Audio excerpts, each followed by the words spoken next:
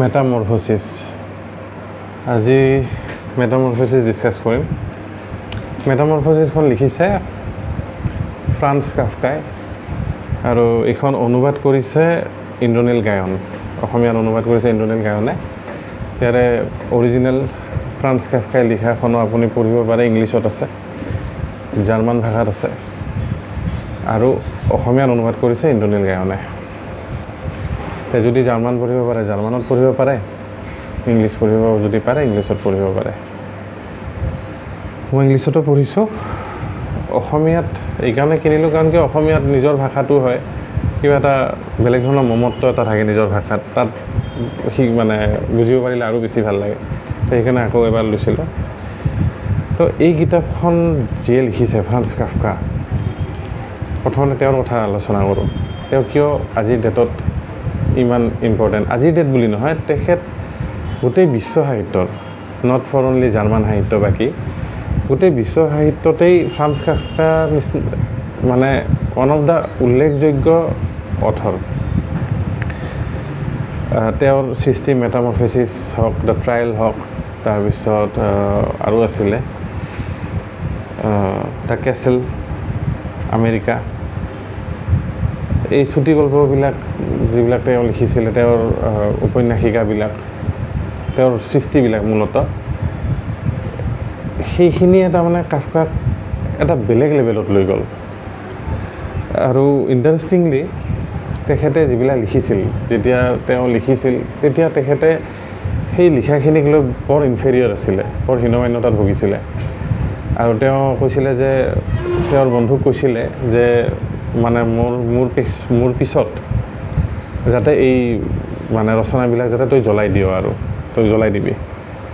কিন্তু ভাগ্য ভাল আছিলে, থেংকছ টু ডেট বন্ধু, সেই বন্ধুজনক বহুত ধন্যবাদ যে তেখেতে সেই ৰচনাখিনি জ্বলাই নিদিলে, ৰাখিলে, যাৰ ফলত আজি আমি ফ্ৰান্স কাফকা পালোঁ। নহ'লে হয়তো কালৰ ফুটত যেনেকৈ বহুত মানুহ, বহুত ভাল ভাল লিখক নোহোৱা হৈ যায়, তেনেকৈ ফ্ৰান্স কাফকাও নোহোৱা হৈ গ'ল। গতিকে বহুত ধন্যবাদ তেখেতক যে তেওঁ কৈ যোৱা, নহ'লে এনেকুৱা এটা হয় ন যে সেই ইচ্ছাটো ৰাখা, সেই ইচ্ছাটো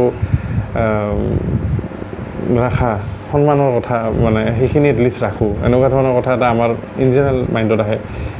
কিন্তু সেই বন্ধুজনে ভাবিলে যে এই বিশ্বক দৰকাৰ এনেকুৱা সাহিত্য, আৰু সেইকাৰণে তেখেতে ৰাখিলে আৰু আমি পালোঁ। তো আপুনি যেতিয়া মেটামৰফোচিছখন পঢ়িব বা তেওঁৰ যিকোনো ৰচনা পঢ়িব, তাৰ ট্ৰায়েল হওক, আমেৰিকা হওক, এইবিলাক পঢ়িলে আপুনি এটা বস্তু পাব কি, যে প্ৰথমতে হয়তো আপোনাৰ বুজাত অলপ অসুবিধা হ'ব যে কি কৰি আছে, অলপ এবষ্ট্ৰাক্ট এখেতৰ লিখাবিলাক, আৰু একেবাৰে বিগিনাৰৰ কাৰণে অলপ সমস্যা হয়। যদি দুবাৰ তিনিবাৰ পঢ়ে, তাৰে মনস্তত্বটো বুজাৰ চেষ্টা কৰে, তেতিয়াহ'লে আপুনি বুজি পাব। এতিয়া মেটামৰফোচিছ মানে হ'ল যে এটা ট্ৰেন্সফৰ্মেশ্যন, যেনেকৈ পোকৰ পৰা পখিলা হয়, সেইটো এটা মেটামৰফোচিছ হয়। কিন্তু এইখন কিতাপত সেই বস্তুটো ৰিভাৰ্চ হৈছে, সেই বস্তুটোত মানে সেইটো পজিটিভিটিৰ ফালে নহয়, যেন এটা নেগেটিভিটিৰ ফালে গৈছে। আৰু এইখন পঢ়িলে আপোনাৰ এইটো বস্তু পদে পদে ৰিয়েলাইজ হ'ব যে আমি কিমান এটা ছিষ্টেমৰ দ্বাৰা বান্ধ খাই থাকোঁ। আমাৰ মনোজগতখন মুক্তি বিচাৰে, আমাৰ মনোজগতখনে এটা বেলেগ ধৰণৰ মুক্তি বিচাৰে, কিন্তু আমি ক'ব নোৱাৰাকৈ কেনেকৈ একোটা ছিষ্টেমৰ বন্দী, সেই বস্তুটো আপুনি ইয়াত ৰিয়েলাইজ কৰিব। সেইকাৰণে কৈছোঁ যে এবষ্ট্ৰাক্ট হয়, পটকৈ হয়তো বুজি নাপাব, কিন্তু লাহে লাহে আপুনি মানে বুজি পাব যে কি বুজোৱা হৈছে। তো মানে দ্য এবচাৰ্ডিটি অফ বিউৰ'ক্ৰেচি বুলি এটা কনচেপ্টৰ এটা মানে কনচেপ্টেই ক'ম মই, সেইটো এটা তেনেকুৱা ধৰণৰ মনস্তত্বৰ ওপৰত তেওঁৰ কিতাপবিলাক হয়, তেওঁৰ ৰচনাবিলাক হয়। এবচাৰ্ডিটি অফ বিউৰ'ক্ৰেচি এনেকুৱা ধৰণৰ এটা বস্তু, সেইটো হ'ল কি যে ধৰি লওক এটা চিম্পল উদাহৰণ বুজাইছোঁ যে একজেক্ট সেইটো হ'ব সেইটো কথা নহয়, এটা মানে উদাহৰণ আপুনি হয়তো বুজি যাব পাৰে। সেইটো হ'ল কি, ধৰি লওক আপুনি অফিচত কাম কৰে, এটা কৰ্পৰেট হেৰি এটাত কোম্পানী এটাত আপুনি কোম্পানী এটাত চাকৰি কৰে আৰু সেই কোম্পানীটোৱে আপোনাক দৰমহা দিয়ে বা কিবা দিয়ে, আপুনি সেই কোম্পানীটোত বহুত বছৰ ধৰি চাকৰি কৰে, তাতে বহুত কলিগ বনায়, কিবা বনায়, কিন্তু যেতিয়া আপোনাৰ এটা মানে কিবা এটা দৰকাৰী কাৰণত আপোনাৰ জীৱনৰ কিবা এটা মানে ৰিজনেবল এটা হেৰিত যেতিয়া আপুনি ধৰি লওক সেই ছাৰ্ভিচটো দিব নোৱাৰা হৈ যায় কোম্পানীটোক, তেতিয়া আপোনাৰ লগতে উঠা বহা কৰা সেই ছেইম কলিগখিনিয়ে আপোনাক বেলেগ ধৰণে চাব ল'ব আৰু যেতিয়া সময় আৰু পাৰ হ'ব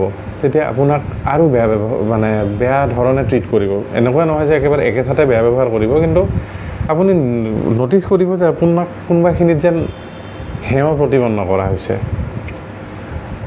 তাৰপিছত মানে আল্টিমেটলি কথাটো এনেকুৱা ধৰণৰ যে আপুনি যেতিয়া বহুত বছৰ ছাৰ্ভিচ দিয়াৰ পিছতো যেতিয়া কেইদিনমান ঠিক ছাৰ্ভিচ দিব নোৱাৰে, তো মানুহখিনিৰ মনত কেনেকৈ এম্পেথিটিৰ অভাৱ ঘটিব ধৰে। আৰু সেই মানুহখিনিৰ মাজত কিন্তু এনেকুৱা নহয় যে সেইবিলাক কোনোবা বেলেগ মানুহ, সেই মানুহখিনিৰ মাজত আমিয়েই আছোঁ কিন্তু। গতিকে সেইটোকে এবছাৰ্ডিটি অফ বিউৰ'ক্ৰেচি বুলি কোৱা হয়, যদি আপোনাক একদম সহজ হেৰিত বুজাব খোজোঁ। বা ধৰি লওক আপুনি এনেকৈ ভাবক যে আপুনি কিবা এটা মাটি বাৰীৰ কাম কৰিব লৈছে, মণ্ডল অফিচত গৈছে, কিবা গৈছে, তাতে আপোনাৰ কিবা এটা বস্তু দিওঁতে দেৰি হৈছে, খাজনা দিয়াতে দেৰি হৈছে বা কিবা এটা ফিজ দিয়াতে ইফাল হৈছে, তো আপোনাক যেতিয়া গালি পাৰিব, আপোনাক যেতিয়া বেয়াকৈ ক'ব, তেতিয়া সেই গোটেই ইনষ্টিটিউশ্যনটোৰে বিহাফত সেই মানুহজনে আপোনাক বেয়াকৈ কৈ আছে, কি আপোনাৰ ইমান দেৰি হয়, মুক্ত এনেকৈ আপোনাক ক'ব। আৰু আপুনি শুনিব, আপোনাৰ বেয়াও লাগিব যে মোক এনেকৈ ক'ল, কিন্তু উপায় নাই, মোৰ দিয়াতে দেৰি হৈছিল, মই শুনিব লগা হ'ল। কিন্তু যদি তেওঁলোকৰ দেৰি হয়, তেওঁলোকৰ কিবা ইফাল হয়, তেওঁলোকৰ যদি কিবা খেলি মেলি হয় আৰু আপুনি যদি ক'ব যায়, তেতিয়া আপোনাক এনেকৈ ক'ব যে আমি কি কৰিম, আমাৰতো ওপৰত মানুহ আছে, তো আমাৰ আচলতে দুখ নাই, ওপৰত মানুহ আছে, গতিকে ওপৰৰ মানুহখিনি আমাক যি কৰিব কয় আমিতো তেনেকৈ কৰোঁ, গতিকে বেয়া নাপাব, এনেকুৱা হেনটেন কথা। যেতিয়া আপুনি ক'ব গৈছে তেতিয়া কিন্তু এইটো লেয়াৰত বিভক্ত হৈ গ'ল বস্তুখিনি, যে ওপৰত মানুহ আছে, ওপৰতো আৰু মানুহ আছে, ওপৰতো আৰু মানুহ আছে, তেনেকুৱা ধৰণৰ কথা। কিন্তু যেতিয়া আপোনাৰ ক্ষেত্ৰত বস্তুটো হ'ব, আপুনি যেতিয়া শুনিব লগা হ'ব, তেতিয়া কিন্তু সেইজন মানুহজনে হৰ্তা বিধাতা হৈ আপোনাৰ মূৰৰ ওপৰত উঠি পাৰিলে হাগি দিয়াৰ চেষ্টা কৰিব। তো এই যে ইনষ্টিটিউশ্যনেল হেৰিবিলাকৰ কিবাহত এক মমত্বহীন অৱস্থাত মানুহক যি এটা, আমি প্ৰত্যেকটা বস্তু এটা পাৰ্মিশ্যনত চলি থাকিব লাগে, প্ৰত্যেকটা বস্তু এটা বেলেগ ধৰণৰ এটা, আমি মুক্ত হৈও যেন বন্দী। যদি আপুনি কিবা এটা সন্মুখৰ ব্যক্তিজনক দিব পৰা নাই, তো আপোনাৰ ভেলিডিটি শেষ, আপুনি ইউজলেছ হৈ গ'ল। তো সেই বস্তুটোৱে মেটামৰফিছিছত পাব, বা তেওঁৰ যিমান ধৰণৰ তেওঁৰ ৰচনা আছে ফ্ৰান্স কাফকাৰ, তাতে আপুনি সেই বস্তুটো পাব। অফক'ৰ্ছ আপুনি শুনি এইটো বস্তু পাইছে যে বৰ এটা নিগেটিভ বা সেনেকুৱা ধৰণৰ কাৰোবাৰ, গতিকে এনেকুৱা মানে কিবা দেখোন ভাল লগা নাই এনেকুৱা ধৰণৰ। কিন্তু সঁচা কথাত ক'ব গ'লে ফ্ৰান্স কাফকাৰ ৰচনা চবৰে কাৰণে নহয়ও। আপুনি যদি এবষ্ট্ৰাক্ট পঢ়ি ভাল পায়, আপুনি যদি জীৱনৰ গূঢ়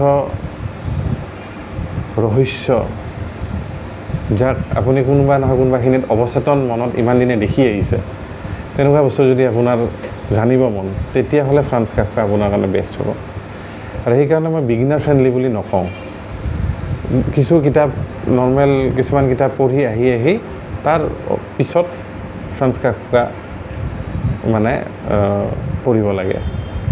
কিন্তু এটা কথা ঠিক যে আপুনি পঢ়ি এটা বস্তু গম পাব যে মেটামৰফিছিছৰ যিজন প্ৰটাগনিষ্ট গ্ৰেগৰ চামছা, কোনোবাখিনিত যেন আমি চবেই একোজন গ্ৰেগৰ চামছা, সেই বস্তুটো কিন্তু আপোনাৰ লাগি যাব। আৰু মোৰ সেইটো বস্তুৱে ভাল লাগে যে য'ত আপুনি বহুত ৰিলেট কৰিব পাৰে, লিখকে লিখা সেই কেৰেক্টাৰটোৰ লগত, সেইটো মই বহুত উৎকৃষ্ট সাহিত্য বুলি ভাবোঁ। তেওঁৰ মনোজগতত যেতিয়া আপুনি বিচৰণ কৰিব পাৰে কিতাপখন পঢ়ি বৰ ভাল লাগে তেতিয়া। তো সেইকাৰণে মই মানে এইখন ৰেকমেণ্ড কৰোঁ অলপ ইণ্টাৰমিডিয়েট ৰিডাৰক, যোনে এইখন পঢ়ি ভাল পাব। তাৰপিছত এতিয়া এইখনৰ অনুবাদ কেনেকুৱা ধৰণৰ হৈছে, অনুবাদ বিৰাট ভাল ভাল কোৱালিটিৰ হৈছে, বহুত ভাল কোৱালিটিৰ হৈছে। কাৰণ কিয় ইংলিছখনো মই পঢ়িছোঁ আৰু যিটো এছেঞ্চ মই বিচাৰিছিলোঁ অসমীয়াত নিজৰ ভাষাটোত পোৱাটো, সেই এছেঞ্চটো দিয়াত ছাকচেছফুল ৰাইটাৰে। কাৰণ কিয় অনুবাদ ইমান এটা সহজ কথা নহয়, কিন্তু অনুবাদ সাহিত্য লিখা। কাৰণ কিয় যে এনেকৈ জাষ্ট ট্ৰেন্সলেট কৰি দিলোঁ বাক্য বাই বাক্য, তেনেকুৱা ধৰণৰ কথা নহয়। সেই বাক্যটো কিমান ভালকৈ এষ্টাব্লিছ হৈছে, সেই গোটেই মনোজগতখন ৰাইটাৰৰ, সেই গোটেই গল্পটোৰ অভাৰঅল এছেঞ্চটো কিমান ভালকৈ এষ্টাব্লিছ হৈছে, সেইটো মানে ডিচাইড কৰা বহুত টান কাম, যিটো ইন্দ্ৰনীল গায়নে বহুত ভালকৈ কৰিব পাৰিছে। আৰু ইন্দ্ৰনীল গায়নক মই ব্যক্তিগতভাৱেও চিনি পাওঁ, গতিকে মই ভাবোঁ যে তেনেকুৱা ধৰণৰ মানুহ এজনেই আচলতে ইমান ভালকৈ অনুবাদ কৰিব পাৰে, যোনে কাফকাক মানে এইটো বহুত ডাঙৰ কথা হৈ যাব, কিন্তু ষ্টিল মোৰ চকুত তেওঁ নিজে নিশ্চয় এই কথাটো মানি নল'ব পাৰে, কিন্তু যিয়ে ফ্ৰান্স কাফকাক আয়ত্ত কৰি লৈছে কোনোবাখিনিত, তেওঁৰ ফিলচফিটো, তেওঁৰ লিখনশৈলী বা তেওঁৰ যিটো মনোজগত, সেই মনোজগতখনক যেন পি গৈছে তেখেতে। তো এজন কাফকাত পৰিণত হৈ গৈছে তেখেত। সেইটো চেন্সত নহয় যে মই কপি কৰা কথা বুজাইছোঁ বা হেৰি কৰা কথা বুজাইছোঁ। সেই মানুহজনক ইমান আত্মিকভাৱে গ্ৰহণ কৰি লৈছে, যাৰ ফলত এখন বহুত ভাল অনুবাদ তেওঁ কৰিব পাৰিছে। কৰিম বুলি কৰি দিয়া কথা নহয়, আৰু তেখেতে ইয়াতে সেই কথাখিনি লিখিছেও যে অনুবাদ কৰিম বুলি কৰি দিব নোৱাৰি, অনুবাদ কৰোঁ বুলি কৰি পেলাব নোৱাৰি। অন্ততঃ কাফকাৰ দৰে বিমূৰ্ত ধাৰাৰ লেখক এজনৰ ভাষাক অনুবাদ কৰিবলৈ যোৱাটোৱেই আছিল মোৰ বাবে মৰহা। সেই হাঁহখনৰ ইন্ধন যোগাইছিল আগবাকৰ স্বত্বাধিকাৰী তথা লেখক সৌমিত্ৰ যোগী, লেখক অনুবাদক ব্ৰজেন ডেকা আৰু কাৰোবাৰ কথা লিখিছে। তো এই যে ক'ৰবাত কাফকাৰ পোকটোক মনৰ ভিতৰত ধাৰণ কৰিছিলোঁ আৰু সেই পোকটোৱে কামুৰি নথকা হ'লে এই অনুবাদৰ কামটো হয়তো কাফকাস্কে থাকি গ'ল হয়। তো কাফকাস্কে হ'ল সেনেকুৱা ধৰণৰ এটা ফিলিং